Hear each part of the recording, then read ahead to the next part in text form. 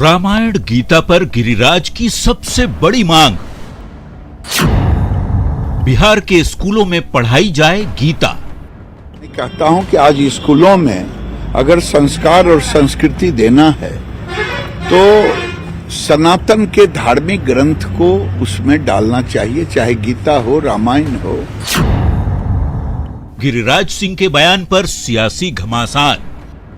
गिरिराज सिंह जी, आपके जैसे लोगों के कारण इस देश में धार्मिक असहिष्णुता बढ़ रही है। गिरिराज सिंह जी, आप जो हर मुद्दे पर धर्म और धार्मिक मामले को ला रहे हैं, ये किसी भी दृष्टिकोण से उचित नहीं है। स्कूल में गीता पर महाभारत। केंद्रीय ग्रामीण विकास मंत्री गिरिराज सिंह ने बिहार के सभी स्कूलों में रामायण गीता के साथ ही गायत्री मंत्र पढ़ाए जाने पर बयान दिया, जिस पर सियासी बहस छिड़ गई। विरोधी दल के नेता इसे धार्मिक उन्माद फैलाने वाला बयान करार दे रहे हैं। कहता हूं कि आज स्कूलों में अगर संस्कार और संस्कृति देना है तो सनातन के धार्मिक ग्रंथ को उसमें डालना चाहिए, चाहे गीता हो, रामायण हो। गिरिराज सिंह क्यों ये कह रहे हैं? क्यों बिहार के स्कूलों में रामायण, गीता और गायत्री मंत्र पढ़ाए जाने की बात कर रहे हैं? तो इसकी वजह हाल के दिनों में धर्म परिवर्तन की वो खबरें हैं, वो तस्वीरें हैं जिसे न्यूज 18 ने प्रमुखता से दिखाया था। राजधानी से सटे खगौल में धर्म परिवर्तन की ये तस्वीर इसी हफ्ते के सोमवार की है, जहां बड़े पैमाने पर ईसाई मिशनरी की ओर से चंगाई सभा का आयोजन किया गया था। केंद्रीय मंत्री ऐसी तस्वीरों के लिए राज्य सरकार को जिम्मेदार मानते हैं और प्रदेश में धर्म परिवर्तन के लिए कड़े कानून लाए जाने के साथ ही स्कूलों में सनातन धर्म से जुड़ी जानकारियां बच्चों को पढ़ाए जाने की बात कर रहे हैं। धर्म परिवर्तन का कानून आनी चाहिए राज्यों के द्वारा।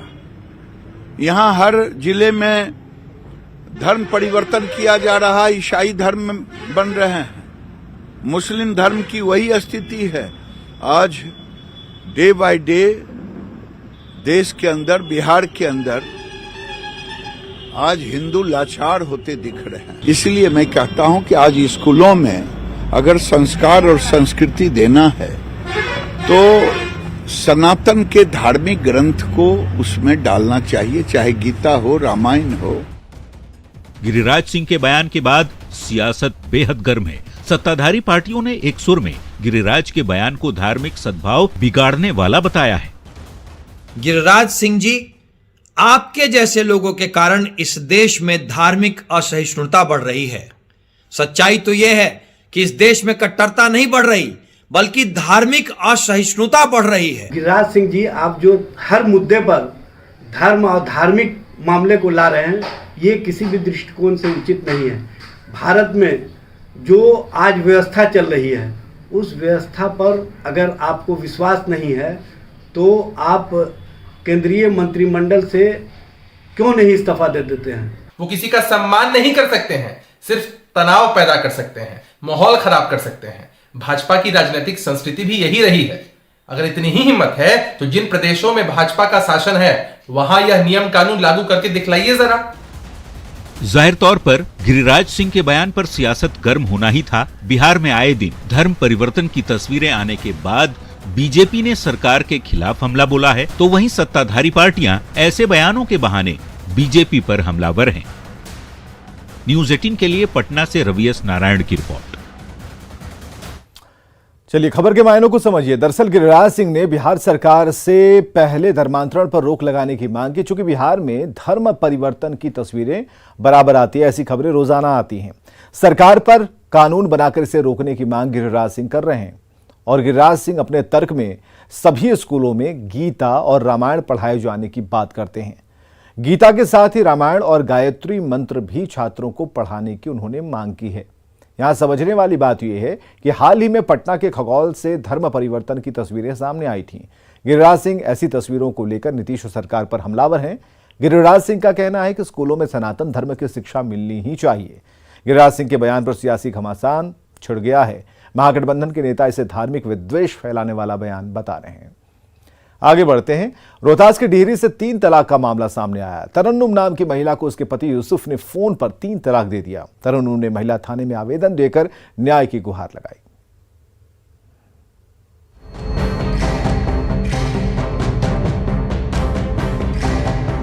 से रहेंगे हम? हमारे पास कुछ नहीं है। हमारे हक में क्या होना चाहिए, बस हम इसीलिए हम मीडिया का हमको सहारा लेना पड़ा है। अपने लिए न्याय की गुहार लगाती ये हैं सासाराम की तरन्नुम खातून। तरन्नुम को उसके पति ने फोन पर तलाक तलाक तलाक कहा और जिंदगी भर का रिश्ता एक झटके में खत्म कर दिया। तरन्नुम उस 3 तलाक की नई शिकार हैं जिसे सुप्रीम कोर्ट ने गैर कानूनी बता रखा है। अब हम यही चाह रहे हैं कि वो शादी कर लिया, हमको तलाक दे दिया, हमारी बेटी का कोई खर्च नहीं उठा रहा है। हम कहाँ से करेंगे, पढ़ाएंगे लिखाएंगे और हम कहाँ रहेंगे? मेरा एक ठो भाई है, ऊपर से ऑलरेडी वो शादी कर चुका है। अब मेरा भाई मेरा खर्च उठा रहा है, 1 रुपया कोई हमको कुछ देता लेता नहीं है, करता नहीं है। 8 साल पहले 30 मई 2014 को सासाराम की तरन्नुम की शादी डेहरी के सोहेब यूसुफ उर्फ मिंटू से हुई। 8 दिन तो सब कुछ ठीक रहा, लेकिन 9वें दिन से तरन्नुम की जिंदगी जहन्नुम बन गई। 15 दिन थे मात्र। 2-3 ठो लड़की को लाला करके हमको घंटों बाहर निकाल देते थे। हम अपने ससुर से बोले कि घर में लड़की आ रही है, लड़की लोग को बुला रहे, हमको घंटों बाहर निकाल दे रहे हैं, ऐसा काहे हो रहा है? तो उन्होंने बोला कि ठीक है, इसका कार्रवाई किया जाएगा, इसीलिए शादी की हम लोग की सुधर जाएगा। ये तो शुरू से बदमाश है ही, हम क्या करें, इसीलिए शादी किए थे कि ताकि सुधर जाएगा ये। तो जाके हम अपने ससुराल में। पहला झटका तब लगा जब पता चला कि सोहेब पहले से ही शादीशुदा है। दूसरा झटका तब लगा जब ये पता चला सोहेब के कई लड़कियों से संबंध हैं। तरन्नुम ने ससुराल वालों की प्रताड़ना और पति की बदचलनी तक बर्दाश्त कर ली, लेकिन जब उसे ये पता चला कि सोहेब उसे बिना बताए तीसरी शादी कर चुका है तो उससे बर्दाश्त नहीं हुआ। तरन्नुम ने सोहेब से फोन पर सफाई मांगी तो उसने बदले में 3 तलाक दे दिया। हमारा करेगा कि मेरे बच्चे का करेगा कि अपना घर परिवार देखेगा? वो नहीं की तो हमने शादी कर लिया, हमको तो कुछ नहीं पता है। तो बोले हाँ पता करो। हम फोन किए उनके पास तो पूछे तो बोले हाँ हम शादी कर लिए, तुम किस हक से रह रही हो, तुम्हारा कोई हक नहीं है वहाँ पे, तुम वहाँ से जाओ। तो हमको तलाक दे रहे, 3 बार तलाक तलाक बोल करके अब फोन काट दिए। पति के दिए जख्मों से तार तार तरन्नुम को अपने और अपने मासूम बेटी के भविष्य की चिंता सता रही है। तरन्नुम ने सोहेब के खिलाफ महिला थाने में लिखित आवेदन दिया है, लेकिन अब तक कोई कार्रवाई नहीं हुई। सवाल है कि 3 तलाक को गैर कानूनी हो जाने के बाद भी क्यों नहीं थम रहे 3 तलाक के मामले। न्यूज़ 18 के लिए सासाराम से अजीत कुमार की रिपोर्ट। सहारा लेना पड़ा है, हम कहाँ जाएंगे, किसके साथ रहेंगे, कैसे रहेंगे? चलिए इस खबर के मायने को समझिए। दरअसल 3 तलाक को सुप्रीम कोर्ट ने गैर कानूनी बता रखा है, बावजूद इसके तलाक के मामले जो हैं वो सामने आ रहे हैं। सासाराम की तरन्नुम खातून भी 3 तलाक की पीड़ित हैं और तरन्नुम के शौहर ने उसे फोन पर 3 तलाक दिया है। महिला थाने में आवेदन देकर पीड़ित ने न्याय की गुहार लगाई है। समझने वाली बात है कि 1 अगस्त 2019 को 3 तलाक कानून अस्तित्व में आया। एक्ट लागू होने के बाद 3 तलाक के मामलों में 80% की कमी आई, ऐसा दावा सरकार कर रही है। बावजूद इसके 3 तलाक पीड़ित महिलाएं इनकी शिकार बन रही हैं। 3 तलाक के आरोपी को 3 साल तक की सजा का प्रावधान है, लेकिन शौहर ऐसे कानून को ठेंगा दिखाकर बीवी को 3 तलाक दे रहे हैं। आगे बढ़ते हैं, कुढ़नी उपचुनाव की बात करते हैं। 5 दिसंबर को उपचुनाव है। 2 दिन बाद 3 दिसंबर को नेताओं का चुनाव प्रचार खत्म हो जाएगा। प्रतिष्ठा की लड़ाई बन चुकी सीट के लिए सत्ताधारी दल के साथ विपक्षी पार्टी बीजेपी के नेता जी तोड़ मेहनत कर रहे हैं। कल मुख्यमंत्री नीतीश कुमार भी चुनावी मैदान में उतरने वाले हैं, लेकिन सीएम के प्रचार को लेकर बीजेपी ने सवाल खड़े कर दिए। रिपोर्ट देखिए। विधानसभा की जनता जिंदाबाद जिंदाबाद जिंदाबाद। कुढ़नी विधानसभा सीट पर 5 दिसंबर यानी सोमवार को वोटिंग होगी। चुनाव प्रचार जोर शोर से चल रहा है।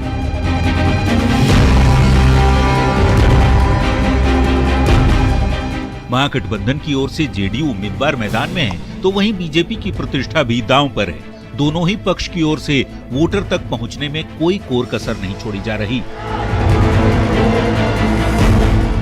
तेजस्वी यादव तो चुनाव प्रचार कर ही रहे हैं। मुख्यमंत्री नीतीश कुमार भी शुक्रवार को कुढ़नी की जनता के बीच वोट मांगने पहुंच रहे हैं।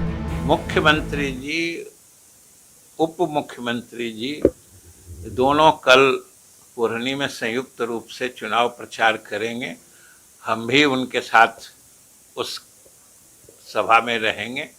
और भी हमारे कम्युनिस्ट पार्टी के नेता अभी आए थे, जो उनके राज्य सचिव हैं राम नरेश पांडे जी, इनके प्रतिनिधि भी रहेंगे। कुढ़नी में नीतीश के चुनाव प्रचार के लिए जाने पर बीजेपी ने तंज कसा है। पार्टी सवाल पूछ रही है कि मोकामा और गोपालगंज में जेडीयू के उम्मीदवार मैदान में नहीं थे तो नीतीश कुमार प्रचार करने नहीं गए, लेकिन कुढ़नी विधानसभा उपचुनाव में महागठबंधन की ओर से जेडीयू उम्मीदवार मैदान में हैं, इसलिए नीतीश कुढ़नी आ रहे हैं। तो गोपालगंज में, मोकामा में प्रचार करने से बहाना बना दिया। कुढ़नी की सीट आरजेडी की थी, दाव पेच करके ले लिया और कुढ़नी में प्रचार करने जा रहे हैं। देखिए, राजनीति में जब नीतीश कुमार जी कमजोर होते हैं तो वे चुप्पी साध लेते हैं, दम साध लेते हैं, और जैसे ही उनको प्रोमिनेंस मिलता है तो वे अपना सातिर दिमाग भिराने लगते हैं। कुढ़नी की जंग को इस बार चौतरफा लड़ाई के तौर पर देखा जा रहा है, क्योंकि उपचुनाव में जेडीयू के मनोज कुशवाहा, बीजेपी के केदार गुप्ता के साथ ही वीआईपी से नीलाब कुमार और असदुद्दीन ओवैसी की पार्टी एआईएमआईएम से मुर्तजा अंसारी ने मैदान में उतरकर उपचुनाव को बेहद ही रोचक बना दिया है। तभी तेजस्वी हों या मुकेश सैनी, सभी कुढ़नी को जिताने की रेस लगा रहे हैं और अपनी अपनी जीत के दावे कर रहे हैं। न्यूज़ 18 के लिए मुजफ्फरपुर से प्रियांक सौरभ के साथ पटना से शैलेंद्र कुमार की रिपोर्ट। खबर के मायने को समझिए। दरअसल कुढ़नी विधानसभा सीट के लिए 5 दिसंबर को उपचुनाव होगा। 3 दिसंबर को चुनाव प्रचार का शोर थम जाएगा और ऐसे में तमाम नेताओं ने पूरी ताकत झोंक दी है। नीतीश कुमार पहली बार कुढ़नी में जनता से वोट मांगेंगे। मोकामा, गोपालगंज के उपचुनाव में नीतीश ने प्रचार नहीं किया था और इसी को लेकर बीजेपी नीतीश पर हमलावर है। समझने वाली बात यह है कि कुढ़नी सीट पर इस बार चौतरफा मुकाबला हो रहा है। महागठबंधन की ओर से जेडीयू के मनोज कुशवाहा उम्मीदवार हैं, बीजेपी की ओर से केदार गुप्ता उम्मीदवार हैं, तो वीआईपी और एआईएमआईएम से भी उम्मीदवार मैदान में हैं। नीतीश की प्रतिष्ठा दांव पर है, बीजेपी के लिए नाक की लड़ाई है और इस उपचुनाव में सभी पक्ष अपनी अपनी जीत के दावे कर रहे हैं।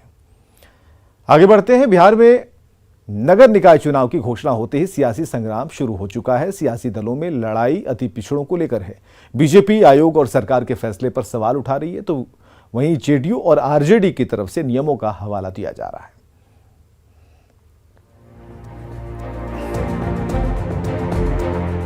बिहार में एक बार फिर राज्य निर्वाचन आयोग ने निकाय चुनाव की घोषणा कर दी है। तारीखों का ऐलान भी हो चुका है। चुनाव 2 चरणों में होंगे, 18 और 28 दिसंबर को। लेकिन पूर्व डिप्टी सीएम और बीजेपी के राज्यसभा सांसद सुशील मोदी ने ये कहते हुए संशय पैदा कर दी कि राज्य सरकार ने सुप्रीम कोर्ट के आदेश की अवहेलना की है। आने वाले दिनों में सरकार की फिर फजीहत होने वाली है। उनका तर्क क्या है, खुद सुन लीजिए। कि इन लोगों ने सुप्रीम कोर्ट के आदेश की अवमानना की है। 28 नवंबर का सुप्रीम कोर्ट का आदेश है कि जो आयोग यहाँ पर गठित किया गया है उस पर रोक लगाई जाती है, उसको आप नोटिफाई नहीं कर सकते हैं। उसके बाद इन्होंने 30 तारीख को आयोग की रिपोर्ट लेकर और रातों रात जल्दबाजी में नोटिफाई कर दिया। नगर निकाय चुनाव को लेकर सुशील मोदी के चुनाव टलने के दावे के बाद जेडीयू और राजद ने सवाल खड़ा करते हुए चुनाव रोकने की साजिश करार दिया है और कहा है कि सुशील मोदी नहीं चाहते हैं कि चुनाव हो और अति पिछड़ों को आरक्षण मिले। शुरुआत से सुशील मोदी जी इस काम में लगे हुए हैं कि इलेक्शन डिले कर दें, अति पिछड़ा वर्ग के लिए जो रिजर्वेशन है उस आरक्षण को समाप्त करा दें। इस साजिश में, इस कोशिश में निरंतर लगे हुए हैं, इसलिए इस तरह की बात करते रहते हैं। झूठ बोलकर और दुष्प्रचार कर लोगों को गुमराह करना भाजपा का चारित्रिक पहचान रहा है। भाजपा नेता सुशील कुमार मोदी ने कल सुप्रीम कोर्ट के जिस फैसले का हवाला देकर कहा है कि सुप्रीम कोर्ट ने अति पिछड़ा आयोग के गठन पर रोक लगा दिया है, वह शायद उस फैसले को ठीक से पढ़ नहीं पाए हैं या अंग्रेजी उनकी कमजोर है, वे समझ नहीं पाए हैं।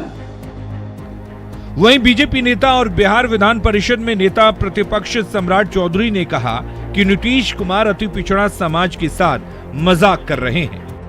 सुप्रीम कोर्ट ने स्पष्ट तौर पर कहा कि डेडिकेटेड कमीशन बनाना है और नीतीश कुमार जी ने ईबीसी कमीशन बनाया, जो कि इनके ही पार्टी के पदाधिकारी लोग उसमें ईबीसी के मेंबर और अध्यक्ष बनाए गए। मेरा ये मांग था कि आपको यदि किसी तरह का रिपोर्ट आया तो रिपोर्ट को सार्वजनिक करना चाहिए। राजनीतिक दलों के अपने अपने तर्क हैं, लेकिन आम आदमी के लिए यह जानना जरूरी है कि निकाय चुनाव में पेंच क्या है। तो आइए वो भी जान लेते हैं। नगर निकाय चुनाव की घोषणा पहले ही की गई थी, लेकिन कोर्ट के फैसले के बाद निर्वाचन आयोग ने चुनाव को अगले आदेश तक रद्द करने की घोषणा कर दी। बिहार सरकार ने सुप्रीम कोर्ट के आदेश के बाद आयोग बनाया और रिपोर्ट राज्य निर्वाचन आयोग को सौंपी। इसके बाद चुनाव की तिथियों की घोषणा हुई।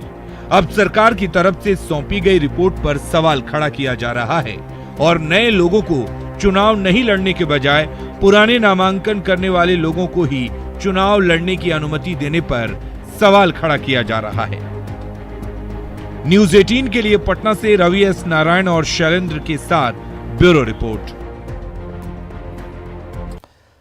चलिए खबर समझिए। दरअसल आरक्षण के लिए रिपोर्ट तैयार करने वाले बिहार राज्य अति पिछड़ा वर्ग आयोग पर सुप्रीम कोर्ट ने संज्ञान लिया, लेकिन नगर निकाय चुनाव की घोषणा होते ही सियासी संग्राम भी शुरू हो गया। सियासी दलों में लड़ाई अति पिछड़ों को लेकर है। बीजेपी आयोग और सरकार के फैसले पर सवाल खड़े कर रही है, जबकि जेडीयू और आरजेडी की तरफ से नियमों का हवाला दिया जा रहा है।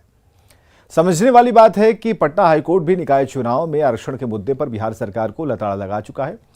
पिछड़ों को आरक्षण के लिए सुप्रीम कोर्ट के फैसले का पालन नहीं किया गया, ऐसा कोर्ट ने कहा। हाई कोर्ट ने पिछड़ों के लिए आरक्षित सीटों को सामान्य सीट करार देकर चुनाव कराने को कहा था और इसके बाद बिहार सरकार ने 4 अक्टूबर को पूरी चुनावी प्रक्रिया रद्द कर दी थी। सुप्रीम कोर्ट के ताजा निर्देश के बाद बिहार सरकार ने तय समय पर ही निकाय चुनाव कराने की घोषणा की है। फिल्में समाज का आईना होती हैं, लेकिन जब इस पर जानबूझकर विवादों के धूल डाले जाएं तो फिल्मी दुनिया धुंधली नजर आती है। कुछ ऐसा ही हो रहा है इन दिनों भोजपुरी फिल्म इंडस्ट्री के साथ, क्योंकि 2 सुपरस्टार एक दूसरे पर जमकर न सिर्फ बदजुबानी कर रहे हैं, बल्कि भोजपुरी फिल्म इंडस्ट्री को अश्लीलता, जातिवाद के दलदल में धकेल भी रहे हैं। यार ऐसे मत करो, एक पिता को मत उस्काओ। आप समाज को सुधारते हैं, हमारी बेटी समाज का हिस्सा नहीं है। भोजपुरी फिल्म इंडस्ट्री में खुलकर स्टार वार चल रहा है। 2 कलाकार अपने विवाद की वजह से सुर्खियों में। खेसारी लाल और पवन सिंह के बीच जुबानी जंग जारी है। दोनों सोशल मीडिया पर लाइव आकर न सिर्फ एक दूसरे पर निशाना साध रहे हैं, बल्कि एक दूसरे के बारे में भला बुरा भी बोल रहे हैं। मत करो मुझे यार, ऐसे मत करो, एक पिता को मत उस्काओ।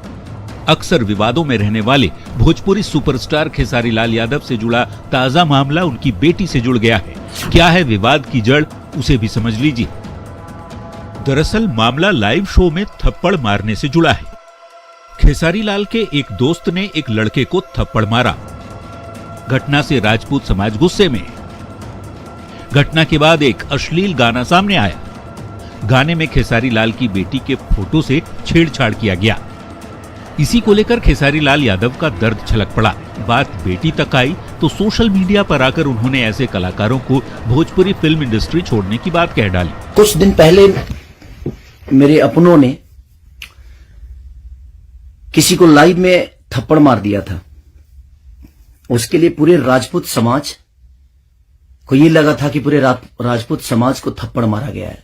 तो मैं उस राजपूत समाज से पूछना चाहता हूं, जो लोग हथियार लेकर खेसारी को ढूंढ रहे थे, कहां हैं आप लोग अब? हैं? क्यों किसी पिता को मजबूर कर रहे हो आप लोग गलत करने पे यार? खेसारी लाल का वीडियो सामने आते ही पवन और खेसारी समर्थक आमने सामने हो गए। गायिका नेहा सिंह राठौर ने खेसारी पर विक्टिम कार्ड खेलने का आरोप लगाया। साथ ही उन्हें भोजपुरी फिल्मों को गंदा करने तक का भी आरोप लगाया है।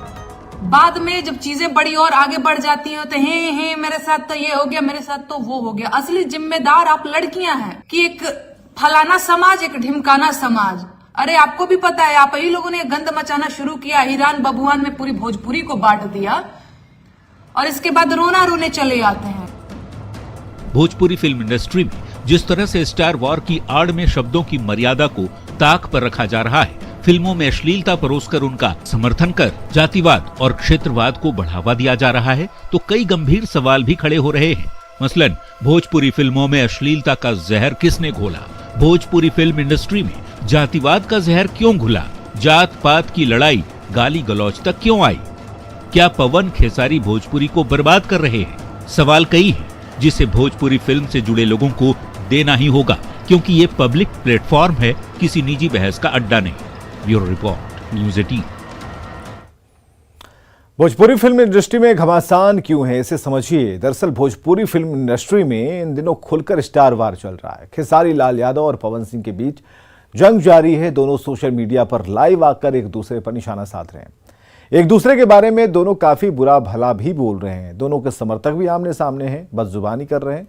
सवाल भी जो उठ रहे हैं उसे भी समझने की जरूरत है। वो ये है कि भोजपुरी फिल्मों में अश्लीलता का जहर घोलने की कोशिश क्यों हो रही है। भोजपुरी फिल्म इंडस्ट्री में जातिवाद का जहर क्यों खोला जा रहा है। जातिवाद और क्षेत्रवाद का जहर इंडस्ट्री में आने से नुकसान हो रहा है। जात पात की लड़ाई गाली गलौज तक आ गई है और इसके लिए जिम्मेदार कौन है। यह भी सवाल है कि क्या पवन खेसारी भोजपुरी को बर्बाद कर रहे हैं। चलिए आगे बढ़ते हैं। झारखंड के दिग्गज नेता और बीजेपी के संस्थापक सदस्यों में से एक समरेश सिंह नहीं रहे। बोकारो में उन्होंने अंतिम सांस ली। कल राजकीय सम्मान के साथ उनका अंतिम संस्कार होगा।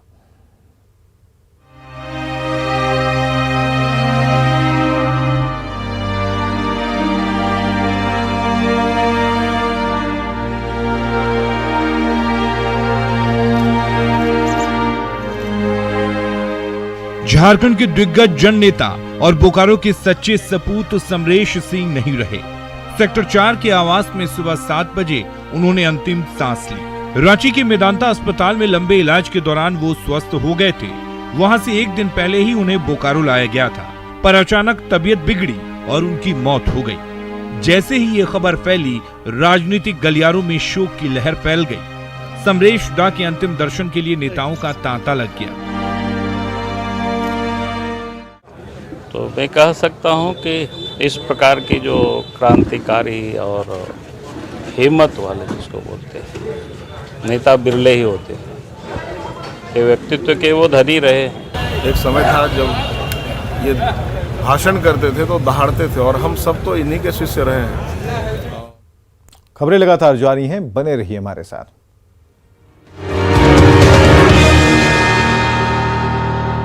जहां 3 शिफ्ट में